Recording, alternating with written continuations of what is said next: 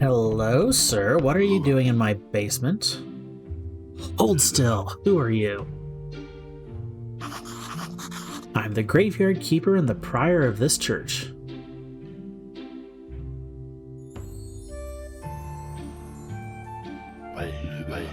Mind your business. I have a dagger and I'll gladly use it. Well, he seems like a fun guy. Try to convince him. Try to threaten him.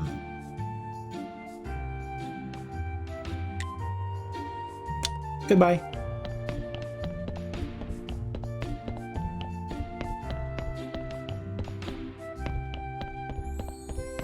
What's down here?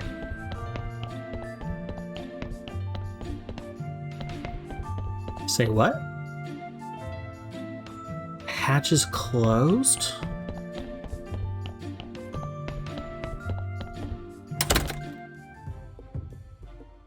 Oh, this is the town.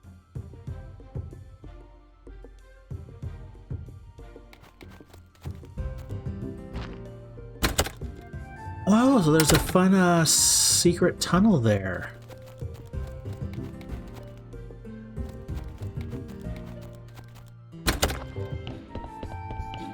Well, that's kind of cool.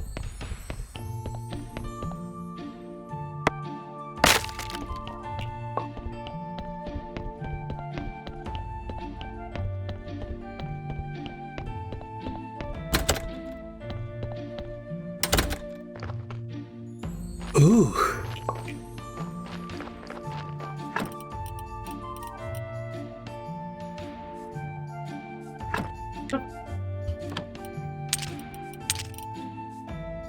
Now.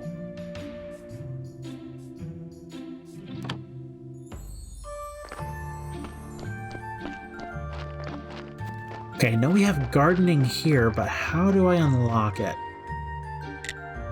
Claim property? Oh, I need to talk to the innkeeper.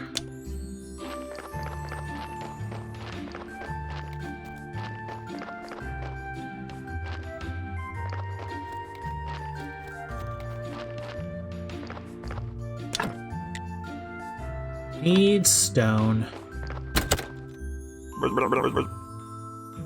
So what? Are you a cleric now? It seems so. I don't remember anything after my death. Maybe there's nothing there. Or maybe I just forgot everything. Amnesia can be a useful skill. You know what I mean, my friend? I mean, I forget stuff all the time whether I want to or not, and I wouldn't call it a useful skill. Cool. Oh, that's a whole lot of stuff.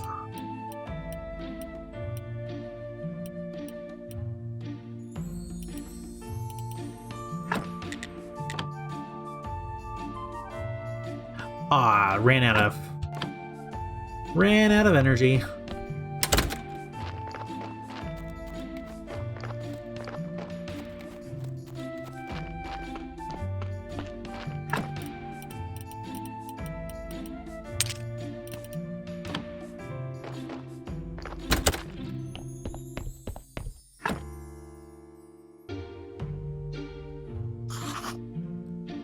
I'm so refreshed. Oh, what do I want to do first?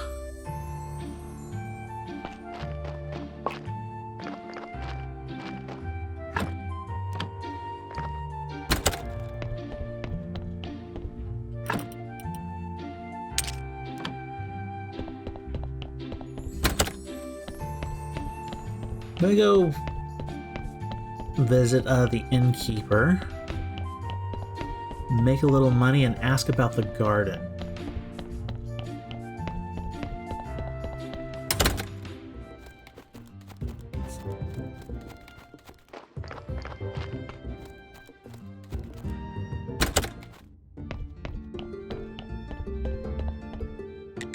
Trade. Sell those.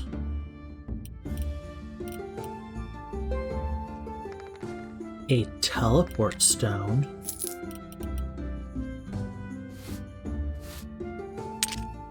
That seems important.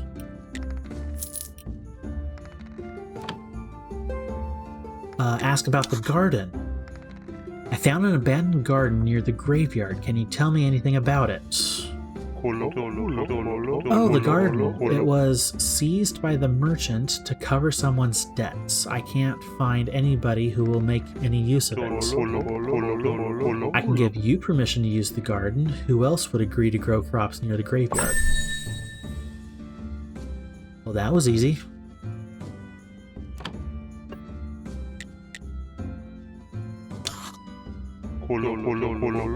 But you still need to talk to the merchant. It's his property. It's not exactly proper to give you permission without his approval, but it'll be fine if you just promise to settle the details with him later.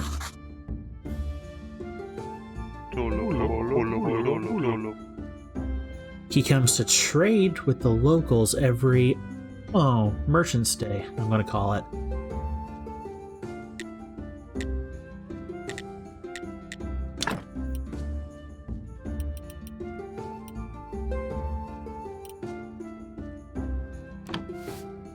Thank you.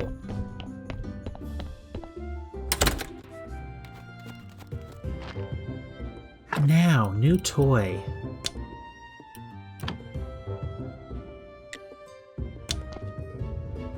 Hey, it worked. Do we keep it? We do. Well, that makes travel a lot nicer.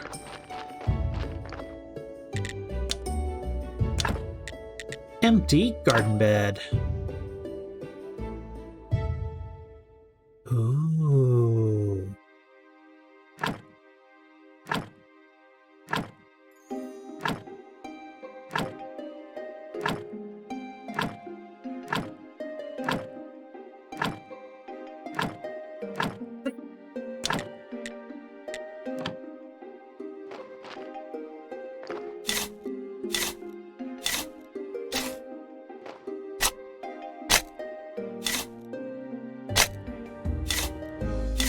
Now I'm pretty certain I have no seeds.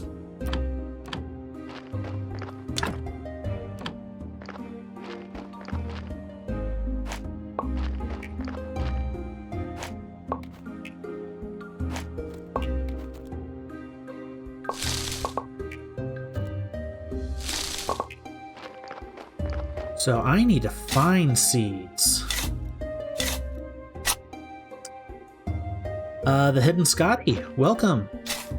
Hello, how are you? I am doing well. First time ever playing Graveyard Keeper and figuring stuff out, slowly but surely.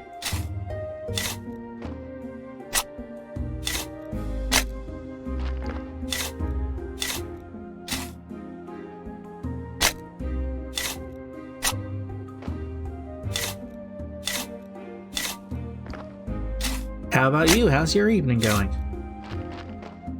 Okay, where do I find seeds?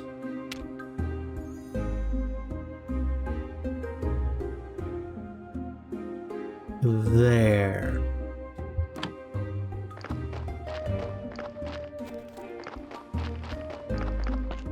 Well, it's like mid-afternoon for you, but it's okay. Oh, cool. It's a late evening slash no, well, it's actually no, flat out night for me.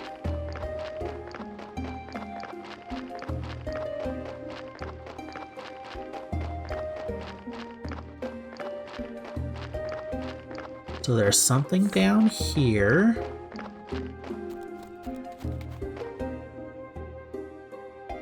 American? Yeah. Yep, California. So I live on the, West Coast, and it's getting close to 10:30. Wait, apple trees? Ah, I can't pick the apple trees. Okay, I need to come back here during the daytime.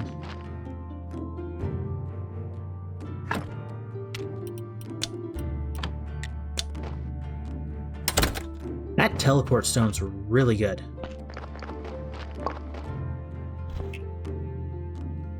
Hey, it's Wednesday for you. It's technically Tuesday for me. So yeah, you are well into the future compared to me.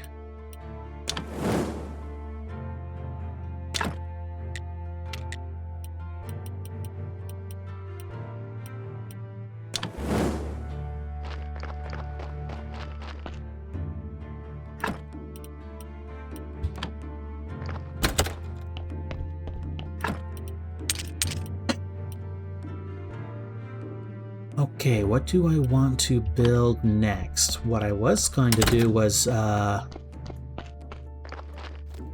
stuff down here. California sounds nice. I have heard many good things. Very pretty but expensive. If you're looking for natural beauty and fun places to go, California is really good.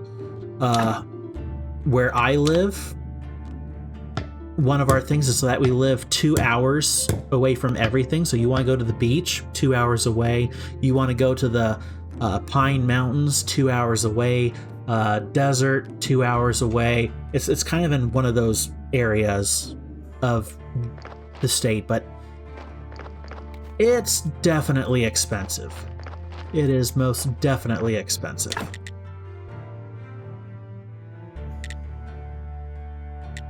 Saplings.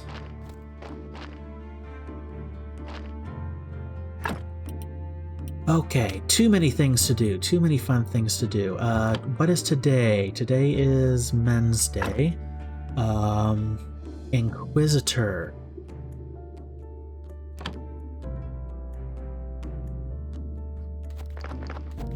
The Inquisitor.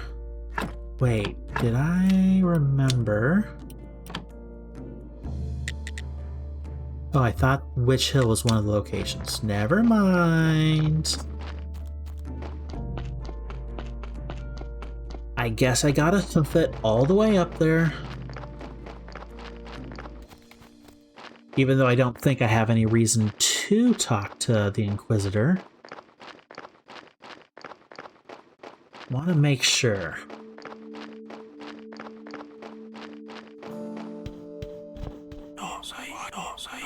Ah, Keeper, I enjoy the air here.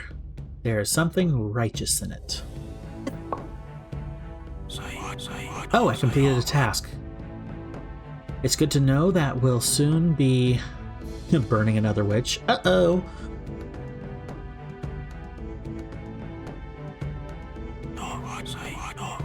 But forgiveness is worth it. Oh boy. We need to prove that no witches can escape our righteousness. We need to make some preparations here. You can aid the Holy Inquisition. Oh boy. We need some firewood for a nice warm fire, as many advertising flyers. What?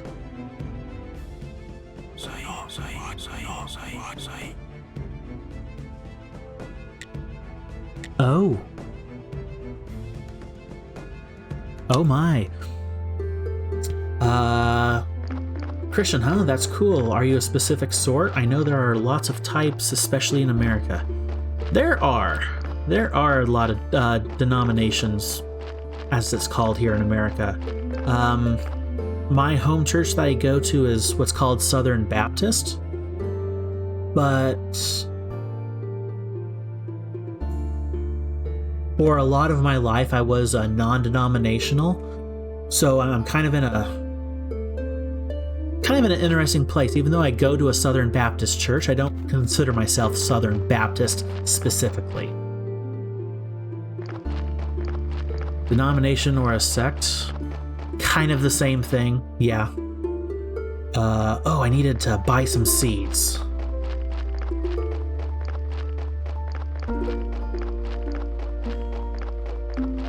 Can I get there before evening?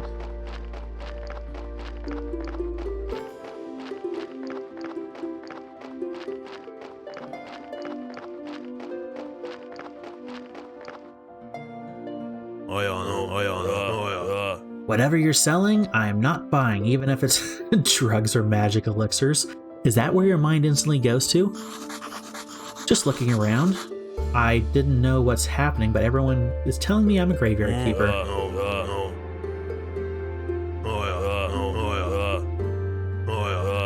Now that I've made my position clear, we can do business. Trade. Yes, I can get seeds here. To be honest, I think most denominations are generally confusing, because most have subtle differences, really. That is one of the problems, is that there is a lot of very minor differences, and it does get confusing. Okay, beet, wheat, carrot, cabbage. Okay, don't have much money. I'm going to start with 10 carrots, or sorry, 10 wheat. Let's try 10 cabbage as well, or carrots. I'm all over my words right now. But in the end, it's the emphasis on the...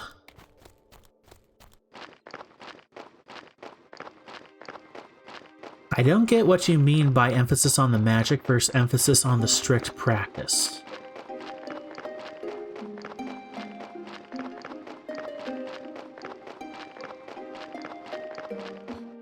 And I forget I have a teleport stone.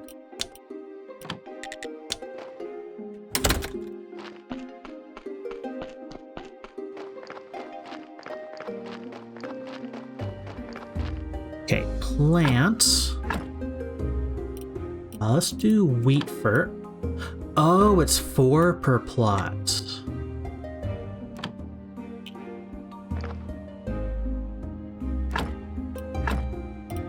Oh.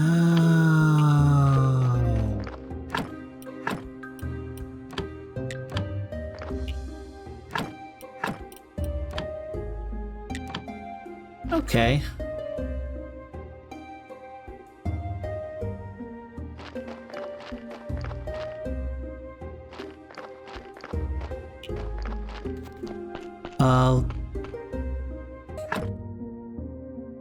Like the magic, the miracles and stuff, the orthodoxy side is full of the mystery of the church. It's less about the theological questions and more about trust in God and don't question his ways. Whereas Catholicism is a lot more theological and practice-based than denominations split from these main. Actually, I was raised Catholic, and actually I would actually say that's a bit on the reversed side.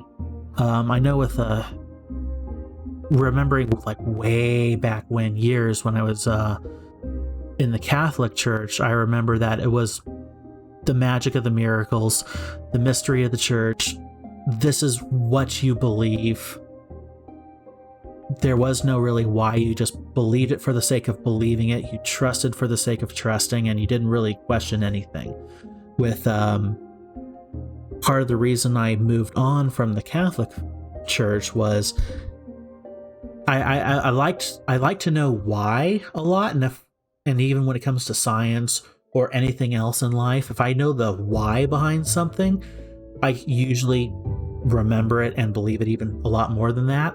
And with the Southern Baptist Church that I'm a part of, we're very much into theology, theological questions, delving deep into what does the Bible actually truly mean. And I would actually say that probably the Catholic Church is more the as you put it, the magic and mysticism, where my Baptist church is more like theological, not scientific, but it kind of works that way, scientific.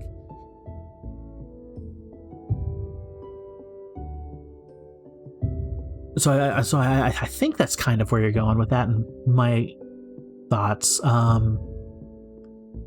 If you don't mind me asking, are you a Christian yourself, and what sect, denomination, or path do you take? Probably not the right word. You may have it the wrong way around. it's fine. It's confusing enough.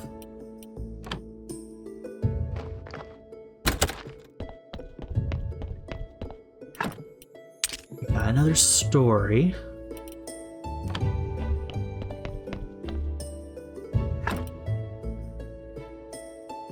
Agnostic atheists. Gotcha. Well, if you have any more questions, let me know, and I'll do my best to answer them to the best of my ability.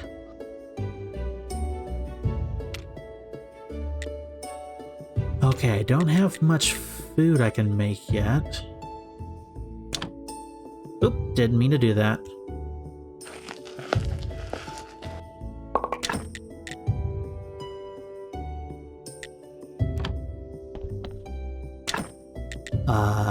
No fuel.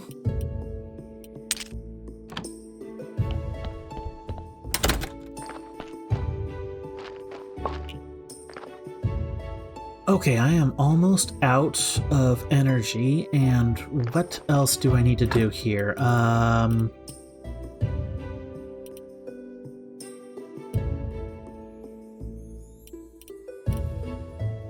Hey, Becca, welcome in. Glad you could join us.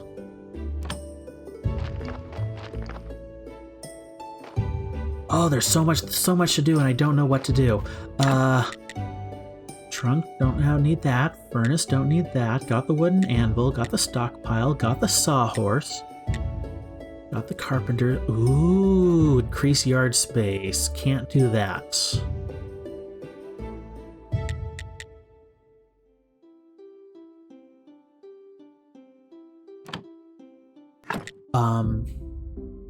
And by practices, I mean who can do communion, how you do it, how marriages go, what language, baptism, all these things. Dunking versus the other ways, orthodoxy doesn't really have that.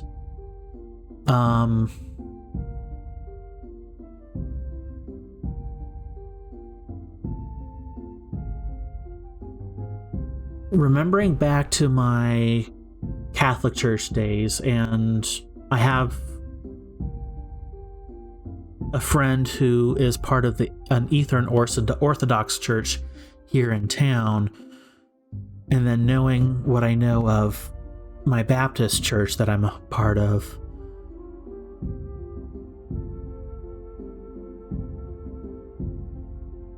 the Catholic Church had more hard and fast rules about what you could and couldn't do, who could and who couldn't. I remember when I got my first communion through my Catholic church, I had to go through, it was like a 6-week study program or something like that, and that's when I was, like 8 or something like that, 8 or 9. Oh boy, I'm thinking back more than 20 years now. Whereas my Baptist church, we don't do the communion every week. We do it, I think it's twice a year. But it has a lot of more purposeful, it's a lot more purposeful and meaning behind it. With the Catholic Church, a lot of times it's, here's the tradition, follow the tradition, don't question the tradition. Whereas with my Baptist church, it's here's the tradition, here's why we do the tradition, this is the history of this tradition, and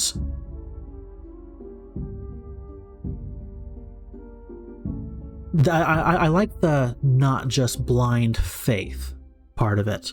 That's one thing I think where the Catholic Church fails a lot, is that it's tradition for tradition's sake.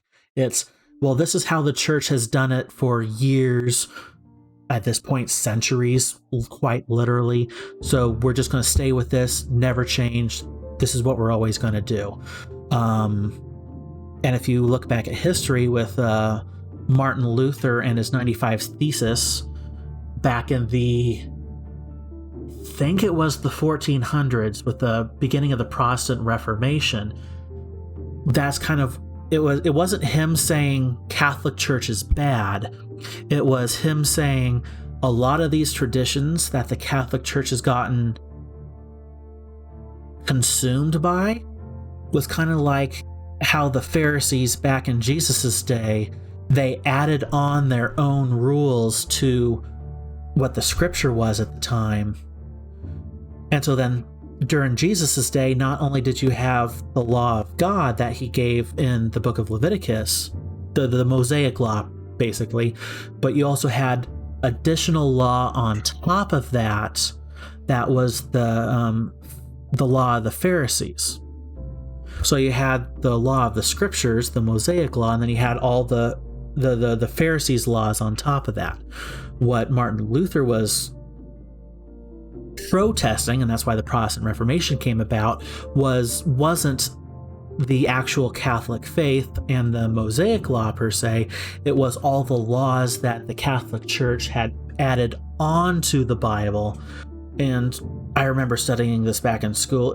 There was a lot in there. There was a lot of corruption in the church at the time. There was a lot of, just like any other organization in church, or organizations in the world, there's good times, there's bad times, there's corrupt times, there's more accurate times. And it was kind of that with Martin Luther's his 95 Thesis, and that was the start of the Protestant Reformation. And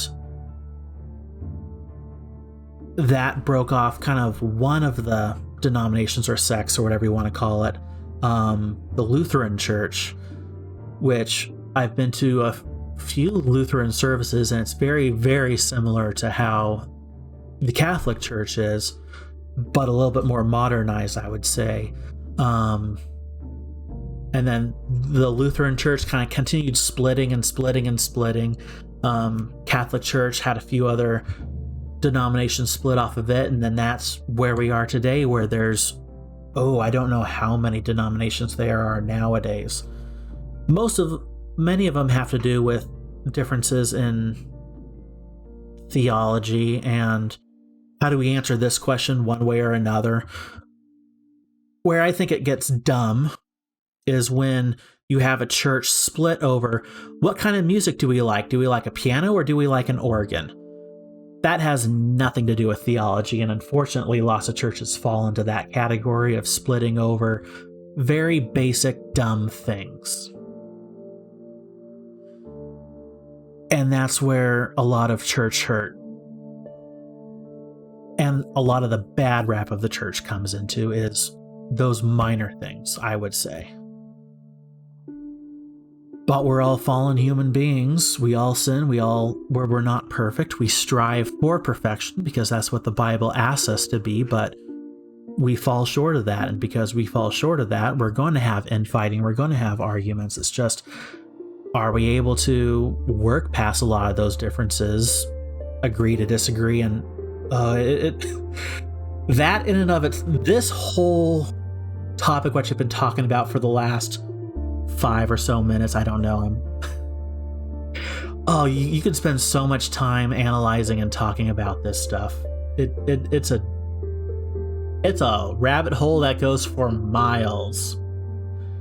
And Mad Irish Guy, I saw that follow earlier. Thank you very much for that.